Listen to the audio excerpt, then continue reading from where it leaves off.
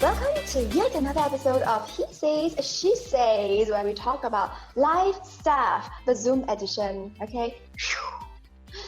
With me is my co-host, Jovan. Hi, I'm Jovan. I'm a speaker, trainer, and coach, and I'm author of an upcoming book. Soon, I will tell you the title of the book. It's upcoming very soon.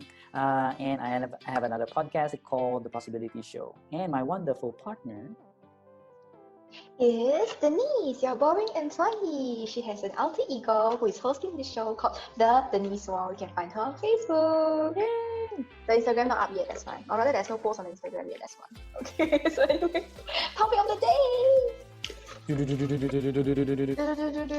I hope it's like a super interesting topic that will make Jovan sweat buckets. Hey, this one I think is similar, like, to something that we've done before. Okay. Why is there more pressure on women to look good? Oh, it's the same. We just talked about that. Yeah, it's similar, right? Then let's not do this anymore. Bye-bye. Later I have to clean up, damn it. Here's another one. This is interesting. And we're both in the relationship like that. They say opposites attract, but how do you stay together? I think that's a trick, right? Opposite attract and how to stay together. Ooh. Right, I think opposites attract is very easy. When you're attracted to somebody at the beginning stage, it's very easy, right? Because like fireworks, it's passion. See the person only, you want to sing. Like right? demo. You see the person only, you like get tingles, like that. Yeah, but after like 3, 5, 10 years, it's you a gamer. How do you stay together? I think we're both in a relationship like that, right? Where our partners are very different from us. That's very true. I don't know. I think I've been to several relationships, and my level of expectations when it comes to like relationship long term has totally changed. And now I thought you were going to say has totally dropped. No. Well, okay. It's also possible. Like I don't have any expectations. Yeah, it's dropped to the rock bottom, guys. His expectation for long-term relationship. Yeah, no. Okay, changed. Okay. But yeah, I mean, now I try to be more really present with who I'm with. Like,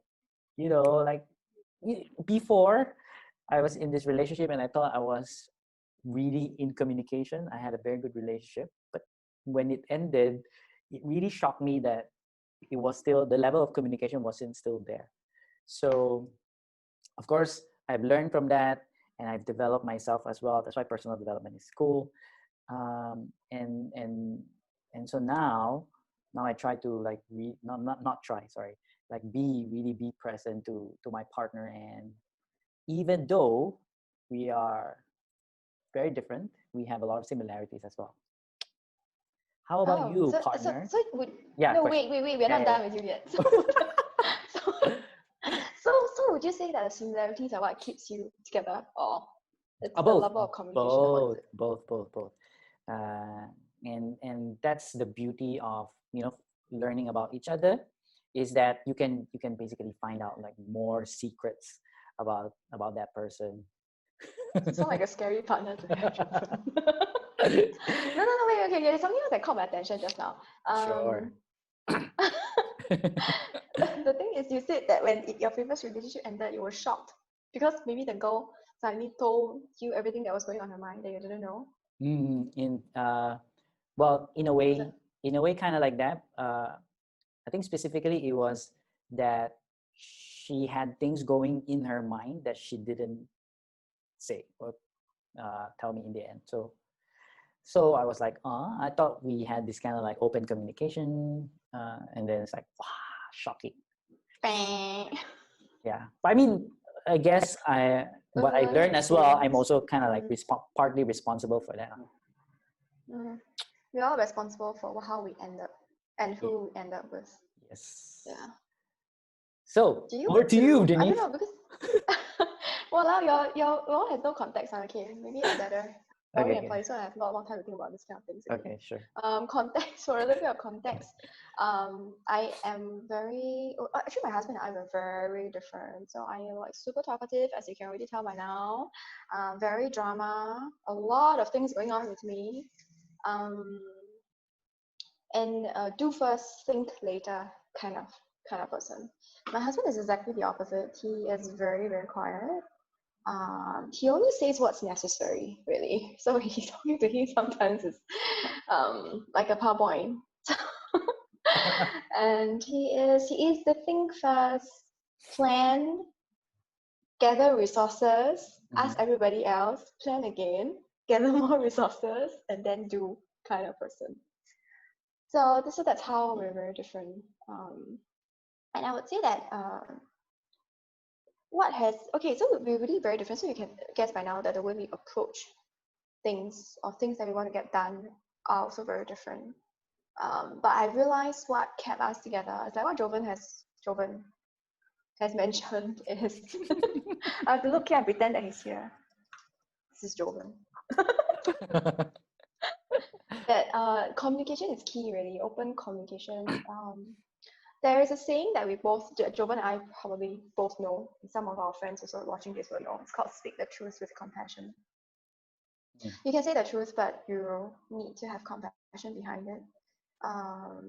So that's true communication. I think a lot of couples, a lot of things they keep inside, they don't say, and then it builds up. It's like a volcano, right? Yeah. It builds up to the point where it explodes. It's very difficult to save things when you reach that point.